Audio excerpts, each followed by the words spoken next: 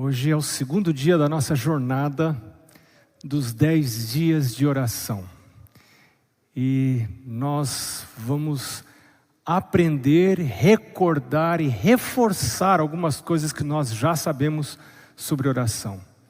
Eu quero relembrar a você da importância, se você tem acesso aos canais de podcast, que ainda, mesmo para você que está assistindo a gente online, aí na descrição dos vídeos você vai ter os links certinho para você acessar. Lembre-se que tem um que eu sugeri ontem, um episódio de podcast número 85 do meu canal, em que a Mari, minha esposa, fala sobre a oração dos 7 minutos. É bem curtinho, são 12 minutos só. Em 12 minutos ela fala da oração dos 7 minutos.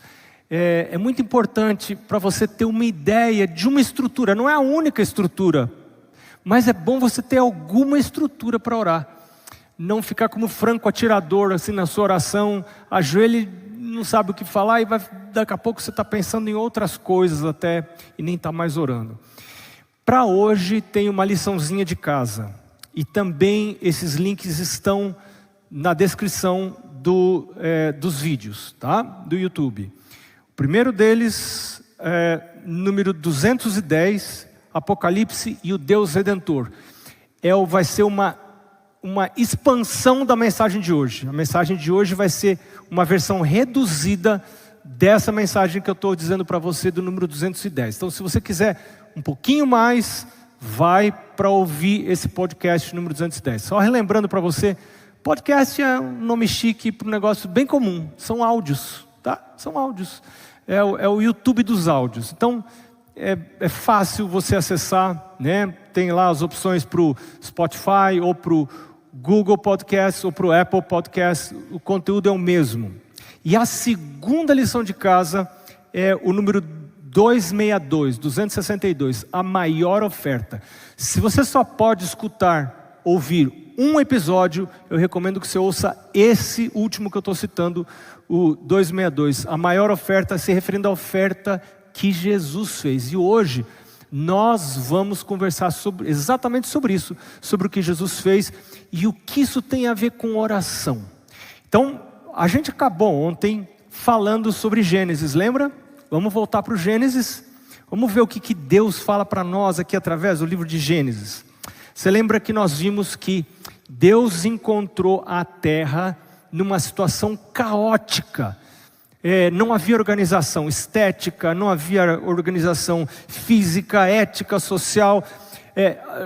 A terra estava sem forma e vazia, desorganizada. Então Deus chega e começa a organizar as coisas. Ele começa por separar coisas.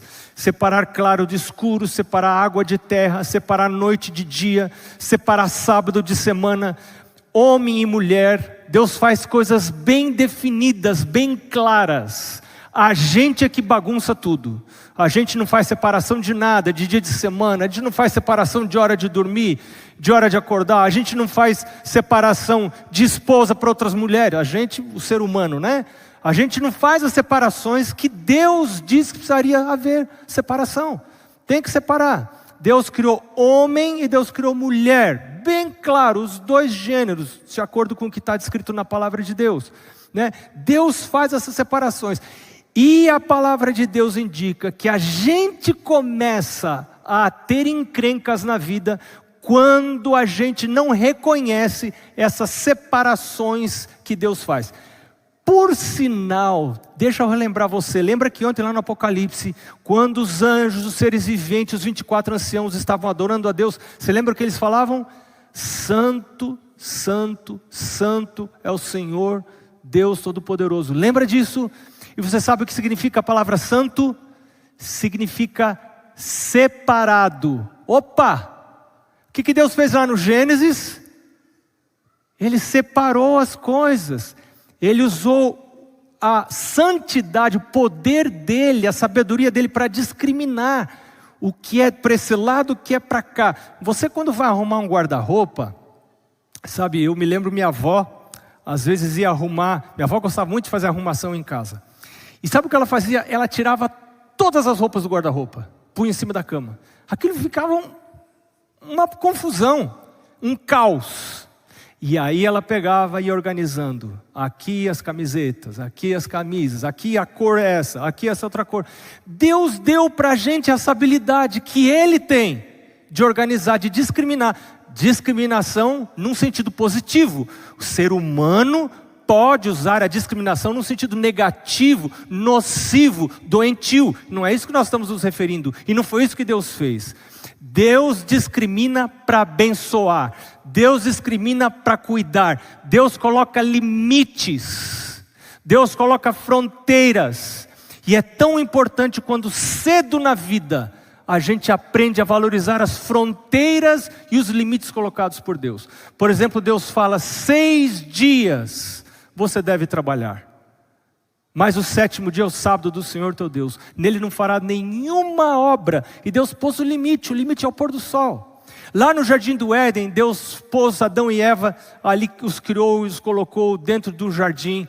E deu comida para eles e falou para eles: de toda árvore do jardim vocês podem comer. Isso está em Gênesis capítulo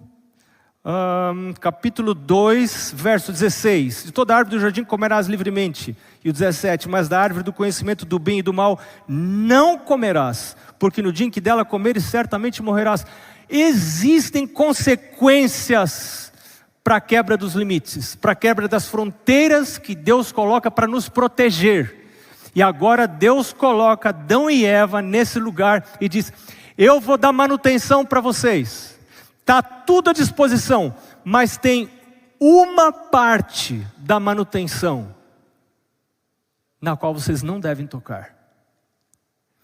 Antes, eu preciso dizer para vocês que Deus deu tarefa para Adão e Eva.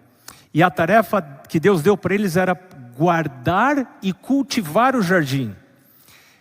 Deus plantou o jardim, Deus deu para eles a posse do jardim, não a propriedade. Deus deu a posse, mas não a propriedade. Ele continuava sendo proprietário, mas ele disse: eu dou a posse, você vai desfrutar de tudo, como se fosse seu, mas não é seu.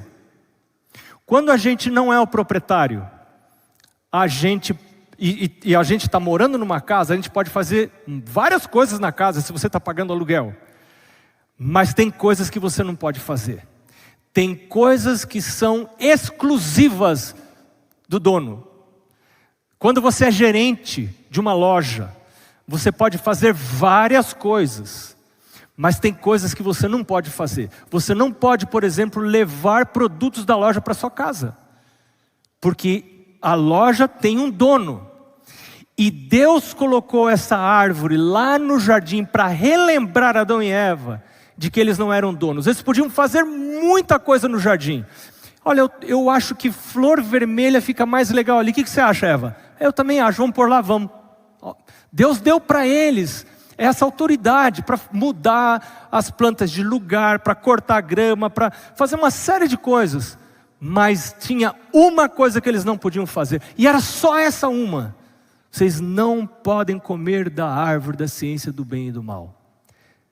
Hoje Deus dá para a gente a manutenção. Deus fala: eu ainda dou para você tanta coisa, eu dou recursos para você, eu dou uma casa para você morar, eu dou trabalho para você, eu dou sustento para você. Mas tem uma parte do seu sustento que você não pode tocar. E essa parte do sustento é para lembrar você que eu existo.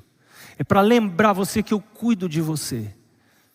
Que eu sou quem sustenta você. Não é o seu braço, não é a força do seu braço que sustenta você. Sou eu, o seu Criador, que sustenta você. Eu cuido de você. E quando eu respeito esse limite que Deus coloca, e que a palavra de Deus chama o dízimo, né, é uma parte do meu sustento que Deus diz: não toque nela. Como Deus falou para Adão e Eva: olha, essa árvore é uma parte do sustento, é fruta, tudo aqui eu dou para vocês, mas nesse pedaço não toque. Algumas pessoas perguntam: mas por que não podia tocar? Uma simples razão: Deus falou que não. Pronto, Deus falou que não.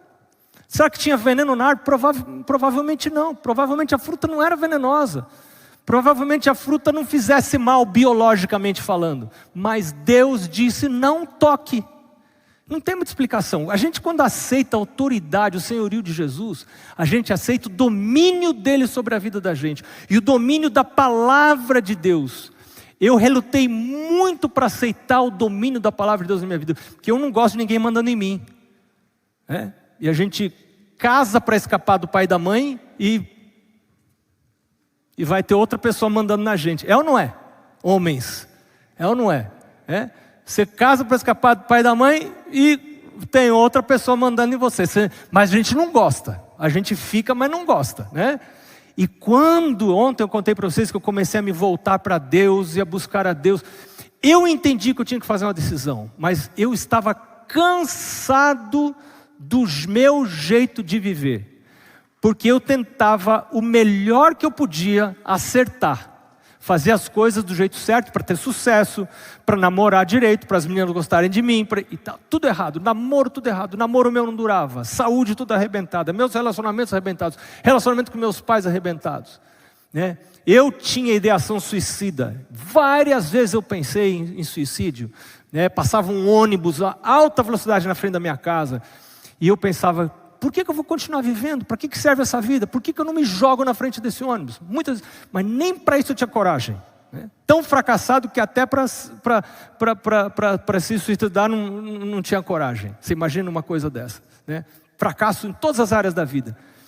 Graças a Deus, esse livro me alcançou. E eu tive um pai que colocou como regra para quem morasse dentro de casa ir à igreja. Porque eu não queria ir à igreja, como vários adolescentes, não qualquer, mas muitos adolescentes não querem ir à igreja. E alguns pais simplesmente dizem assim: mas ele não quer ir à igreja, o que eu vou fazer? Mas ele está morando na sua casa. O que diz o mandamento do sábado? Não farás nenhuma obra, nem tu, nem teu filho, nem tua filha, nem teu forasteiro que entra para dentro das tuas portas. Que dirá o filho que está dentro das tuas portas? Se meu filho morando na minha casa transgredir o sábado, Deus me consulta. O mandamento diz que eu sou transgressor do sábado. Meu pai veio conversar comigo. Meu pai disse: filho, eu não quero que você saia daqui de casa, a gente gosta de você aqui. Você é magro, mas a gente gosta de você, né? Pode ficar aqui em casa quanto quiser, a gente nunca vai cobrar nada de você. Mas filho, eu tenho que prestar contas diante de Deus, então eu quero pedir a você que vá à igreja comigo. Eu ia à igreja arrastando uma bola de prisioneiro, sabe aquelas bolas de prisioneiro? Eu ia assim, não queria ir para a igreja, e foi ali dentro da igreja que Deus me alcançou. Eu contento para vocês que aquele pastor falou aquilo, vai ler sua Bíblia, tudo no errado. Eu pensei: caramba, será possível? Eu tento fazer as coisas certas do meu jeito que eu achava, e tudo dando errado, tudo dando errado, tudo errado. Então agora o pastor disse: começa a ler esse livro, começa a ler esse livro. Eu quero recomendar para você mais um episódio de podcast. O número 1 é o primeiro, você vai lá na lista, número 1.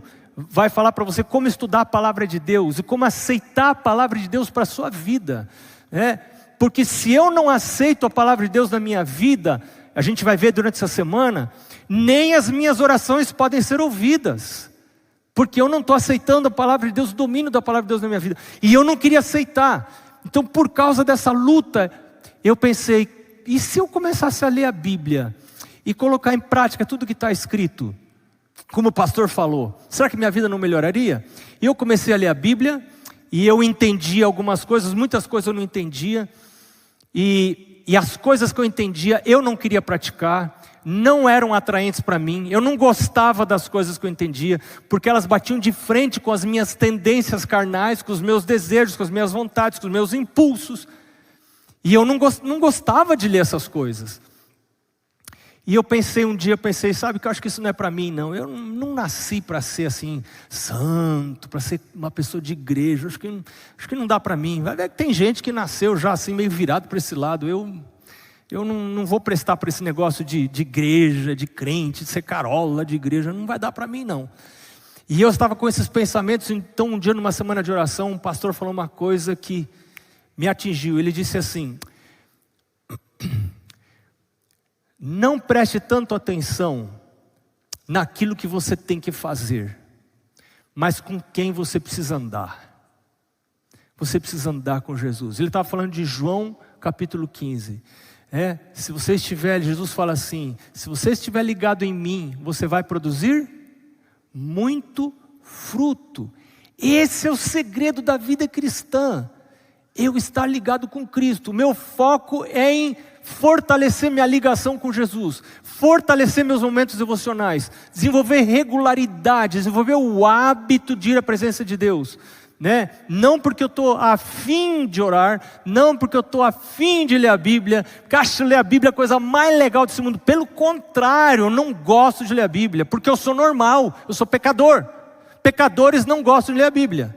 E não adianta eu mentir para Deus, Senhor, que legal que é ler o teu livro, agora eu vou abrir. Deus detesta hipocrisia. Deus não suporta hipocrisia. Fala a verdade para Deus, fala, Senhor, eu não suporto ler a Bíblia, mas eu vou ler mesmo assim. Porque remédio não é para a gente gostar, é para curar, né? O pessoal até põe um docinho às vezes no remédio, mas remédio é ruim, não tem jeito. Então, por quê? Porque eu estou doente que eu tenho que tomar um remédio. E é isso aqui, eu preciso ler a Bíblia. Não porque é um livro super interessante, não porque é legal. Eu não gosto de ler a Bíblia, mas eu preciso, porque é o programa de Deus que faz o meu cérebro funcionar. E eu preciso disso. Mas vamos voltar para a história de Adão e Eva. Deus falou para Adão e Eva, tem esses limites, né? Não, e vocês conhecem a história. Eles ultrapassaram os limites, as fronteiras colocadas por Deus. E agora eles foram condenados à morte. Se eu fosse Deus, eu diria, paciência, eu falei para vocês, eu avisei vocês. Infelizmente quem avisa amigo agora, paciência, vocês vão sofrer as consequências. Mas não foi isso que fez Deus, não foi isso que fez Jesus. A palavra de Deus diz que tendo-os amado, amou-os até o fim, né?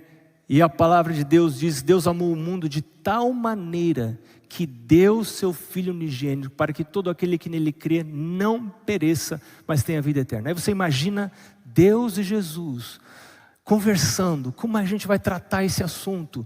Eles merecem a morte, morte eterna. A gente não pode simplesmente perdoar, né? A gente tem que... não dá, a lei foi transgredida, a lei requer uma pena. O que a gente vai fazer? Deus poderia ter removido Adão e Eva da vida, e Deus escolheu remover a si próprio da vida. Ele resolveu descer até esse mundo, nascer na barriga de Maria, como um bebezinho, mamar nos seios de um ser criado, beber o leite da sua mãe, viver aqui na terra, ser maltratado, sofrer bullying, ser rodeado por malfeitores e finalmente morrer, né? Talvez se fosse Jesus e tivesse na situação dele, eu talvez diria, puxa, eu estou vindo aqui para salvar vocês, se vocês estão me rejeitando. Mas o livro de João diz, veio para os que eram seus, e os seus não o receberam. Mas a todos que o receberam, deu-lhes o poder de serem feitos filhos de Deus. Jesus não foi para casa, não voltou para a casa do papai. Ele não nos deixou para trás, porque nós o rejeitamos.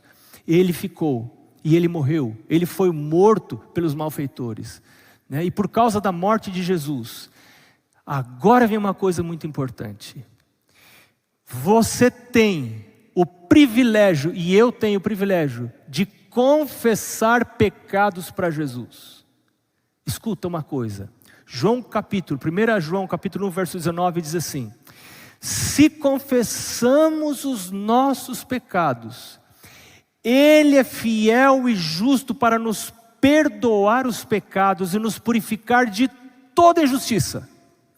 A condição para você ter pecados perdoados é você confessar pecados. A condição para você ter pecados perdoados é você confessar. Se você não confessa, nem Deus pode te perdoar. Pecados não confessados não podem ser perdoados, mas pecados confessados serão perdoados, independente do meu sentimento. Porque eu posso confessar pecados e eu posso sentir que não fui perdoado, mas os meus sentimentos não são guia seguro, não são critério para definir as ações de Deus. O critério para definir as ações de Deus é a sua palavra, é a Bíblia. E a Bíblia me diz que se eu confesso pecados, esses pecados são perdoados. Não há pecado que Deus não possa perdoar, a não ser o pecado contra o Espírito Santo, que é uma outra história. Pecado contra o Espírito Santo não é um ato único. Ellen White fala que é uma contínua rejeição do chamado de Deus. Deus está me chamando, Deus está me convidando, e eu vou rejeitando, e eu vou rejeitando. Eu até permaneço na igreja, mas vou rejeitando os chamados de Deus para minha consagração. Então meu cérebro vai se habituando a ouvir chamados de Deus sem dar atenção. E daqui a pouco o meu cérebro perde a habilidade de ouvir os chamados de Deus. Perde o interesse completamente pelas coisas de Deus. E então chega a um ponto de não retorno, chamado pecado contra o Espírito Santo. Mas enquanto você... as pessoas perguntam, mas por que o pecado contra o Espírito Santo não pode ser perdoado? Muito provavelmente porque ele não é confessado. Se eu confessasse, seria perdoado, porque a Bíblia diz: se confessarmos os nossos pecados, Ele é fiel e justo para nos perdoar os pecados e nos purificar de toda injustiça. Não existe pecado tão feio, tão horrível, que Deus não possa perdoar. Deus só não pode perdoar quando eu não confessar. E é por isso que a oração de confissão é muito importante. Você vai encontrar na descrição da oração dos 7 minutos, um dos minutos é a confissão. É muito importante confessar. E não faça confissão geral. Essa confissão não cola. Ela não funciona. Porque é muito fácil. E eu não tenho compromisso nenhum quando eu oro assim: Senhor, perdoa todos os meus pecados, né? E a gente ora assim formalmente, né? Senhor, perdoa todos os nossos pecados. Não é assim não. Qual o pecado que você está confessando? Esse pecado será perdoado. Deus não perdoa por baciada. Se dá uma baciada de pecados para Ele vai perdoar lá. Ele que se vire para catar os pecados e perdoar. Não é assim não. Eu preciso confessar. E quem me leva à convicção do pecado, quem é? É o Espírito Santo, quando eu sou iluminado pelo estudo da palavra dEle. É por isso que Satanás não quer que eu leia a Bíblia. E é por isso que Satanás não quer que eu leia os escritos de Ellen White. Ele não quer, porque se eu ler, eu vou ver meus pecados ali, e eu posso confessar, e se tiver confessado, está resolvido. Mas se eu não confessar, porque eu não sei, o pecado está lá, está grudado em mim. Onde tem pecado tem morte. Agora, quando eu confesso, o meu pecado é transferido, é tomado de mim e colocado sobre Jesus. E Jesus morre com esse pecado. E me dá a vida eterna, faz a troca. A vida eterna que é minha eu dou para você, o pecado que é seu eu pego para mim. Você já pensou que negócio? Aí tem gente que fala assim para mim: pastor, eu não gosto de ler a Bíblia, eu não gosto de ler Espírito e Profecia, os escritos de Ellen White, porque eu tomo muita pancada. E é para isso que eu leio. Eu leio para tomar pancada, porque quando eu tomo pancada, quando eu vejo que que eu sou pecador, então eu posso confessar. E pecados confessados são pecados perdoados. É assim que você pode ser uma pessoa santa como Ele é santo. A santidade, quem é santo? São pilantras que confessam.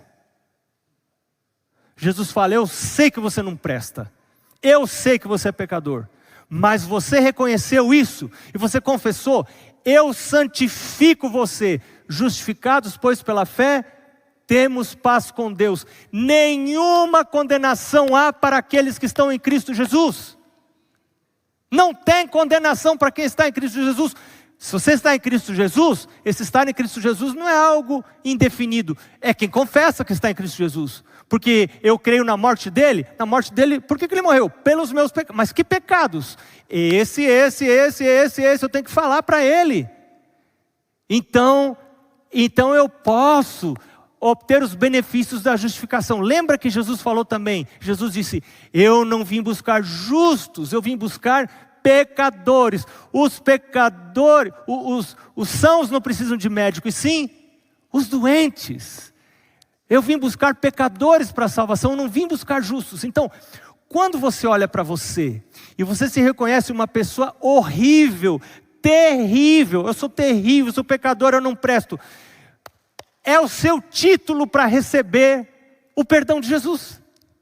Porque Jesus não pode perdoar quem não se acha horrível. Quem vem para a igreja e fala assim, gente, que coisa maravilhosa que eu sou, né? Você vê, eu sou pastor da igreja. Você já pensou que negócio lindo isso? Olha que coisa linda, terninho, roupinha, cabelo lambidinho, tal, coisa. Olha, biblinha, carregando a Bíblia, entra na igreja.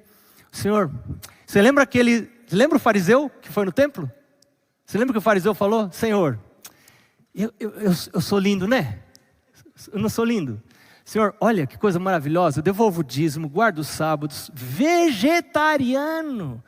Senhor, olha, não tem ninguém igual eu. Olha, muito obrigado que o Senhor me fez desse jeito que eu sou. Aí Jesus falou que entrou outro carinha lá no templo. Falou assim, nem olhava para cima. Ele entrou já assim com a cabeça baixada, né? Falava assim, meu Deus, que não sei nem o que eu estou fazendo aqui. Eu não mereço estar aqui nesse lugar. Lugar santo que o Senhor fala com as pessoas, o Senhor se revela. E eu vindo aqui, que ousadia, meu Deus, eu estar nesse lugar. Eu não devia estar aqui, isso não é lugar para gente igual eu. Ele falou desse jeito para Deus. E aí Jesus contou que ele batia no peito e falava assim, meu Deus, tem misericórdia de mim que eu sou pecador. Olha o jeito que eu sou, que coisa horrível. E sabe o que Jesus falou? Esse foi embora justificado e o outro perdido. Tem gente perdida dentro da igreja. Batizado, membro da igreja, está perdido. Porque vai a Deus para fazer show de santidade. E não vai a Deus para levar pecados. Tem gente que foge da culpa. Eu não quero ter culpa de nada. O evangelho é o contrário. Você tem que ter culpa para ter perdão. E quando você é acusado pela palavra de Deus, você tem essa culpa. Essa é uma culpa para salvação. É uma culpa que vai dar salvação para você. Porque você reconhece que é pecador. E aí você pode confessar pecado para Jesus, e pecado confessado é pecado perdoado. Pastor, mas eu não estou sentindo. Ninguém falou que é para você sentir. A Bíblia diz que é para você acreditar que foi perdoado. Você tem que confiar na palavra de Deus. Você confia na palavra de Deus ou na sua cabeça? Eu tenho que aprender a confiar na palavra de Deus. Ellen White diz, no tempo do fim, eu tenho que duvidar das coisas que eu vejo, das coisas que eu ouço, dos meus sentidos, porque aqueles que se apegarem demais a seus sentidos, em detrimento da palavra de Deus, vão ficar fora da cidade santa. Eu preciso me apegar à palavra de Deus, o que diz a palavra de Deus. E a palavra de Deus me diz que pecado confessado é pecado perdoado. Qualquer um de nós pode sair daqui hoje uma pessoa santa. Quem são santos? São pilantras que confessam. São pecadores que confessam. Essa é a diferença.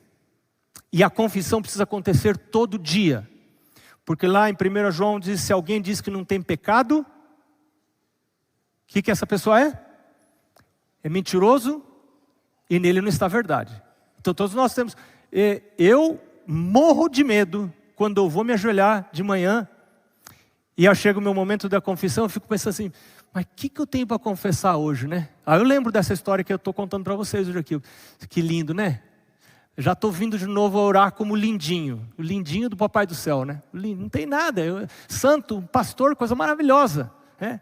Quando você chega nesse ponto, saiba que você está distante do Senhor. Saiba que você está distante do Senhor, porque quanto mais perto dEle, quanto mais você está lendo a Bíblia, quanto mais você está lendo os escritos de Ellen White, que são a revelação, parte da revelação de Deus por esses últimos dias, mais você vai ver encrenca na sua vida. E é para isso mesmo que esses escritos estão lá, para eu ver encrenca na minha vida, para eu confessar e Deus limpar, varrer da minha vida essas coisas. E agora, vamos voltar para o Apocalipse. Você viu que ontem a gente começou o Apocalipse e foi para o Gênesis. Hoje a gente começou no Gênesis e a gente volta para o Apocalipse. Esses dois livros estão muito ligados. E agora a gente vai para Apocalipse capítulo 5. Apocalipse capítulo 5, que apresenta o Deus Redentor. Ontem, capítulo 4, apresenta o Deus Criador. Capítulo 5 apresenta o Deus Redentor. Vi na mão direita daquele que estava sentado no trono um livro escrito, por dentro e por fora, de todo selado com 7 selos. Vi também um anjo forte que proclamava em grande voz: quem é digno de abrir o livro e de lhe desatar os selos? Ora, nem no céu, nem sobre a terra, nem debaixo da terra, ninguém podia abrir o livro, nem mesmo olhar para ele. E eu imagino que João não explica o que tinha no livro. A gente não sabe, a gente imagina o que tinha no livro. A gente não sabe o que tinha no livro. Mas era uma coisa muito séria. Porque João, quando viu que ninguém podia abrir, ele entrou em desespero. Ficou desesperado, João. Chorava convulsivamente. Ele desatou a chorar. Homem grande, barbado, chorando. Demais mesmo. E ele diz ali: eu chorava muito, verso 4. Porque ninguém foi achado digno de abrir o livro, nem mesmo de olhar para o livro. Então, todavia, um dos anciãos me disse, verso 5, não chores. Eis que o leão da tribo de Judá, a raiz de Davi, venceu para abrir o livro e os seus 7 selos. Então vi no meio do trono e dos 4 seres viventes, e entre os anciãos, de pé, um cordeiro como tendo sido morto. Quem que é esse cordeiro, gente? Lembra lá em João que diz assim: eis o cordeiro de Deus que tira o pecado do mundo. Eis o cordeiro de Deus que tira o pecado do mundo. Quem é esse cordeiro? É Jesus, que morre, né? Os sacrifícios simbolizavam a morte desse cordeiro. Por isso que o pecador colocava a mão sobre o cordeiro, simbolicamente transferia o pecado para o cordeiro. Então vi lá esse cordeiro como sendo morto. Ele tinha 7 chifres, bem como 7 olhos, que são 7 Espíritos de Deus enviados por toda a terra. Veio, pois, tomou o livro da mão direita daquele que estava sentado no trono. E quando, olha a adoração, olha você na oração. Nós estamos falando isso dentro de um contexto de oração. Olha um contexto de adoração. Essa adoração tem que acontecer na sua casa. Eu quero dizer para você, pode ser que você seja diferente de mim, mas se acontecer com você o que acontece comigo, muitas vezes a minha mente recua da adoração. Porque eu quero ouvir alguém falar alguma coisa, eu prefiro assistir um videozinho. Como é que é seu momento de comunhão? Ah, pastor, meu momento de comunhão é o seguinte: eu assisto o videozinho do pastor fulano. Isso, você, não é videozinho, o videozinho é a sobremesa do fim. Não. Seu momento de comunhão é você com a sua mente e a palavra de Deus. Esse livro aberto. Mas a minha mente não quer. A minha mente quer escutar uma música. A minha mente quer ler a Bíblia, que é importante, eu preciso ler a Bíblia. Mas nessa hora, eu preciso estar ajoelhado. E alguns já falaram para mim: pastor, alguém lá do Rio Grande do Sul falou para mim hoje: pastor, comecei a usar meu Havaianas para me ajoelhar. Eu achei muito legal, né? Vira o seu Havaiana, ajoelha ali em cima da Havaiana, vai fazer sua oração. Mas o que você vai fazer na oração? Esse é o momento de adoração, né? Hoje a gente falou já do momento de confissão, mas agora a gente está voltando para o momento de adoração. Você pode adorar o Pai, o Criador, como a gente viu ontem, pôr a sua mente nos atributos de Deus, pegar textos da Bíblia que falam sobre Deus, e agora você pode tomar tempo adorando Jesus, o Filho de Deus. Fica ali na presença dEle. Algumas pessoas adoram imagens, elas vão a igrejas onde estão as imagens, e elas se ajoelham na frente das imagens, e elas ficam ali contemplando as imagens. Só que o mandamento diz: não farás para ti imagem de escultura, não te prostrarás diante delas, não as adorarás, não prestarás culto a elas. O mandamento diz isso. Aí as pessoas leem o mandamento e falam: realmente eu não devo adorar imagem. E aí ela não adora imagem e não adora Deus mais também. Não adore imagens, mas adore a Deus. Ajoelhe-se, fique na presença dEle, feche o olho, abra a sua Bíblia. Textos como esse aqui, que é um texto de adoração.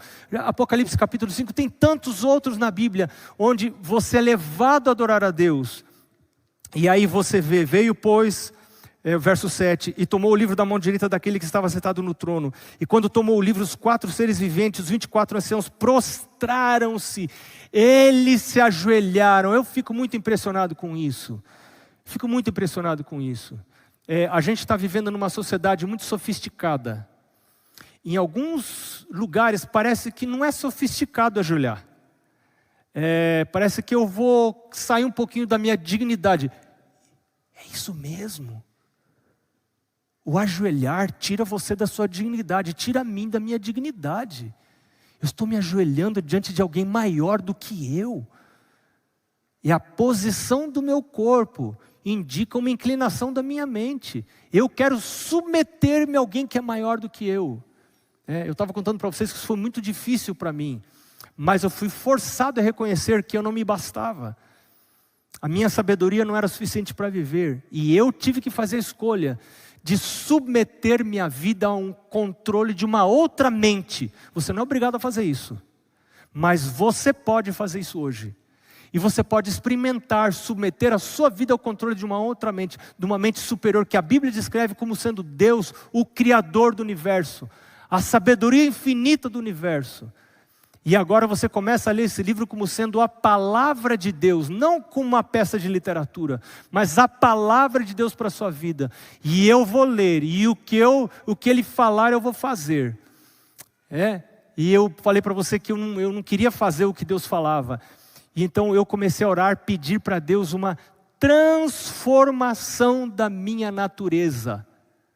Que é uma promessa da palavra de Deus. Lá em Ezequiel capítulo 36 ele diz: eu vou tirar de você o coração de pedra, insensível às coisas de Deus, que não tem desejo de servir a Deus, e eu vou dar para você um coração de carne, sensível, disposto a obedecer, uma coisa que eu não tenho. Eu preciso pedir isso todos os dias. Deus me dá disposição para obedecer, para me submeter ao Senhor. É o jeito de Deus organizar a minha vida. Deus vai pôr os limites. Filho, é essa sua mulher. Filha, é esse o seu marido. Acabou. Mas Senhor, que encrenca, onde que eu fui cair? Eu vou ajudar você. Anda comigo, segura na minha mão. Eu vou ajudar você, passo a passo. Senhor, mas eu gosto tanto de comer essa tranqueira. Aí o Senhor vai falar assim: mas essa tranqueira está matando você. Mas eu gosto. Mas está matando você. Deixa eu limitar a sua vida. Senhor, mas eu gosto. Me deixa, pede para mim mudar o seu gosto. Eu posso mudar o seu gosto. Eu vou criar. Olha o que Davi falou: cria em mim, ó Deus, um coração que eu não tenho, um coração puro. Cria em mim. Meu Deus, me dá um paladar. Um dia eu tive que orar a Deus para Deus me dar o paladar para comer arroz integral. Porque eu descobri que arroz integral é infinitamente melhor que arroz branco. Mas eu não gosto de arroz integral. Mas o meu gosto já não vale, porque eu submeti minha vida a um controle de uma mente superior. E essa mente fala assim: filho, arroz integral é melhor que arroz branco. Eu tenho que tomar uma decisão. E eu tomei uma decisão. Falei: Senhor, com a sua ajuda, quando tiver a opção, eu vou optar pelo arroz integral. Sempre, me ajuda, meu Deus, me ajuda. Coisas mínimas na vida, eu preciso submeter minha vida a essa mente superior. Isso significa entregar a vida para Deus. Quando você entrega, você sai da direção. Você não está mais no controle. O controle vai para Ele. Ele que diz o que vai fazer. E você vai estudar a Bíblia para descobrir o que Ele quer mandar. Você se torna pau mandado. Você sabe o que é isso? E gosta. E ainda gosta. É bem isso. Deus manda, vai mandar em mim. E é para o meu benefício. É para abençoar que Deus faz isso. Não fuja disso. E olha, vamos continuar aqui a adoração. Verso 9, verso 8. Quando ele tomou o livro, os 4 seres viventes, a gente estava lendo ali, prostraram-se, se ajoelharam diante do Cordeiro, tendo cada um deles uma harpa. Olha o que eles tinham na mão. E taças de ouro cheias de incenso, que são as orações dos santos. Quando você, que é o tal do pilantra que confessa pecado, Deus fala: não, você é santo. Você é pecador, mas você é santo. Você está entendendo? Então, quando você que confessa pecados, que está buscando conhecer a vontade de Deus, que está buscando submeter sua vida ao controle de Deus, quando você ora, os anjos estão lá segurando taças cheias de incenso. E esse incenso está subindo ali na frente do Pai. São as suas orações. Você ora e a sua oração é ouvida e a sua oração é atendida. Amanhã a gente vai continuar a falar sobre isso. Por que algumas orações não são atendidas? Por que tem gente que ora e Deus não atende? Não, vai ver que Deus não vai atender essa oração. Por que tem algumas orações que Deus não atende? A gente vai ver amanhã, vamos começar a ver, vamos ver mais durante essa semana. E eles entoavam um novo cântico dizendo: digno és de tomar o livro e de abrir-lhe os selos. Por quê? Olha o que diz ali, metade do verso 9. Porque foste morto, e com teu sangue compraste para Deus os que procedem de toda tribo, língua, povo e nação. E para o nosso Deus os constituístes reino e sacerdotes, e reinarão sobre a terra. E vi e ouvi uma voz de muitos anjos ao redor do trono, dos seres viventes, dos anciãos, cujo número era de milhões e milhares de milhares. Imagina essa cena, você está lá na sua casa, na sua sala, num quarto fechado, talvez com a luz apagada até, ajoelhado, seu celular está com a Bíblia. Faça o compromisso de não ler nada no seu celular antes de ter lido a sua Bíblia, antes de ter orado. Nem WhatsApp, nem de família, nem de nada. Primeiro o reino de Deus. Buscai, pois, em primeiro lugar o reino de Deus e sua justiça, e todas as outras coisas serão acrescentadas. Então, quando você está ali, na presença de Deus, abre aqui em Apocalipse capítulo 5, mas pode ser outro lugar da Bíblia também. Abra, num lugar que fale sobre Cristo, sobre Jesus. Eu gosto muito de João capítulo 1, Colossenses capítulo 3, Colossenses capítulo 1, Efésios capítulo 2, lugares que falam sobre Jesus, né?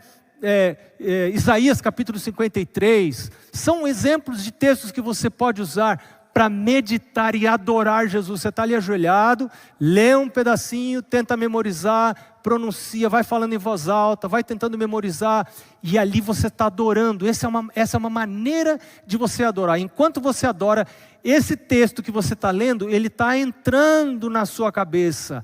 Você vai pondo a palavra de Deus na sua cabeça. Escondi a tua palavra no meu coração. Esse coração que fala a Bíblia é aqui, não é aqui não. Escondi a tua palavra no meu coração para eu não pecar contra ti.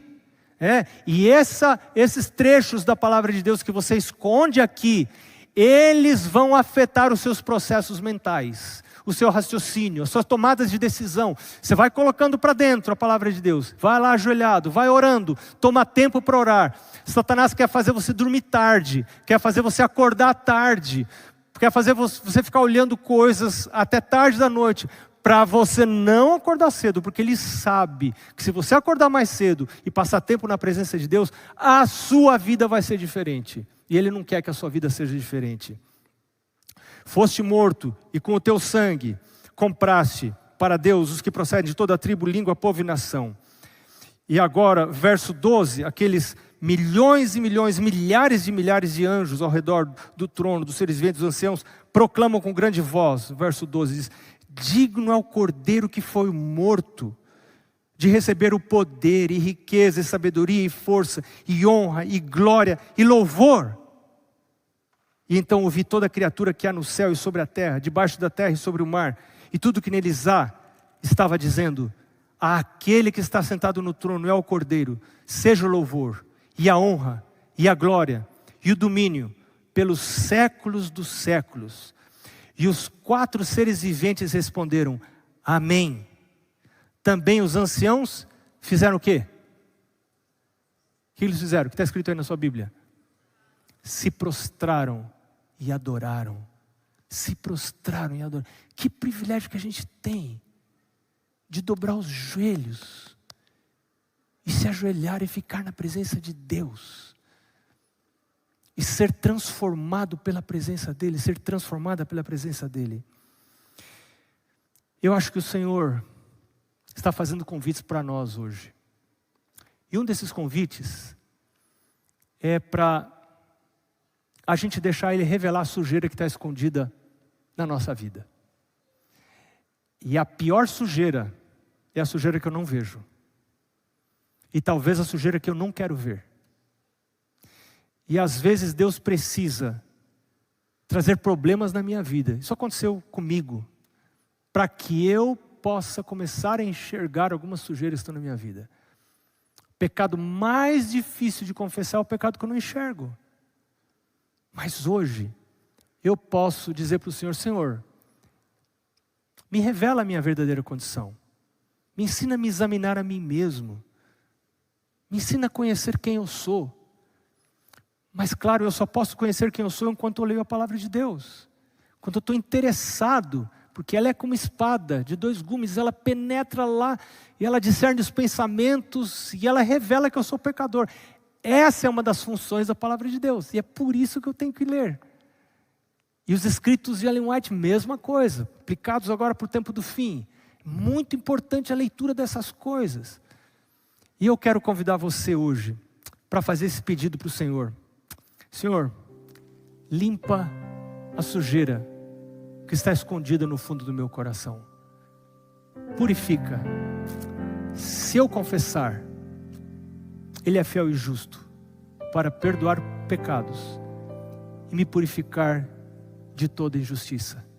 Aquele que confessa e deixa, vai alcançar misericórdia.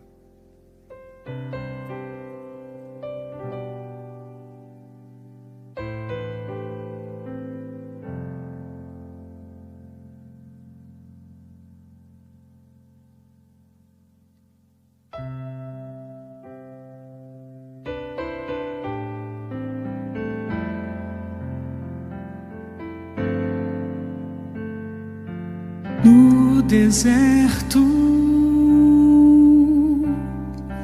de quem eu fui, eu tinha sede. Veio Cristo e tudo se fez diferente.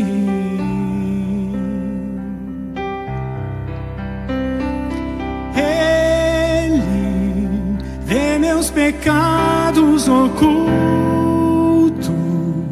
o que escondo no fundo do meu coração, derrama em minha vida água, limpa a sujeira e sacia essa sede, o que Cristo oferece, Ele é.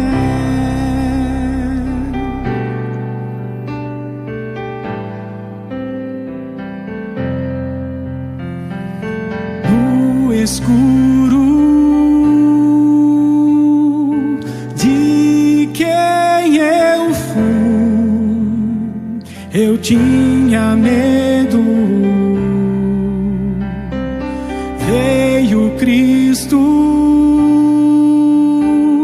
e tudo se fez diferente.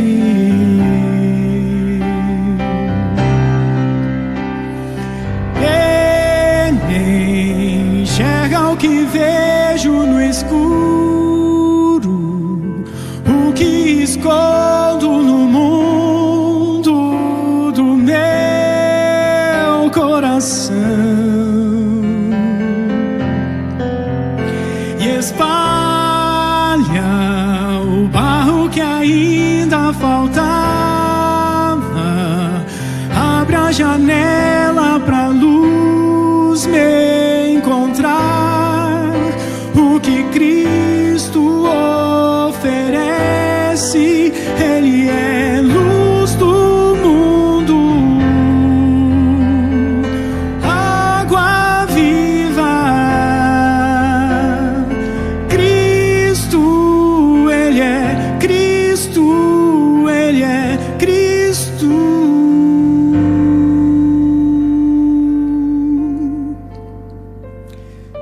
Ele tira o pecado do mundo, planta a esperança na terra do meu coração. Cristo, pão que alimenta o faminto, vinho esmagado pagado e servido na cruz para todo cansado que Cristo oferece. Ele é o que Cristo oferece. Ele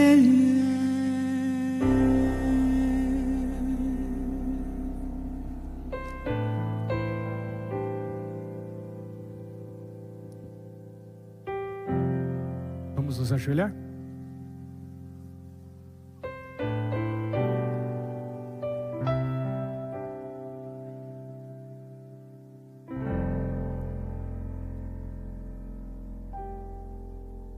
É como pecadores que nós nos aproximamos do Senhor, desvestidos de qualquer dignidade, de qualquer valor próprio, porque o nosso valor está no Senhor. E é como pecadores que confessamos os nossos pecados. E essa é a condição para sermos santos. Nós queremos ser santos, separados, mas para isso precisamos reconhecer nossa condição. Nos ajuda, Senhor, nos dá amor pelo contato com os teus escritos, especialmente aqueles que revelam a verdade a nosso respeito. Muitas vezes a gente não quer saber a verdade. A gente só quer ler coisas agradáveis. Mas nos ajuda, Senhor, a ter amor à verdade, a ter amor à nossa salvação, a ter amor à vida eterna. Sara o teu povo. Sara cada um de nós. Nos cura. Nós te pedimos em nome de Jesus. Amém.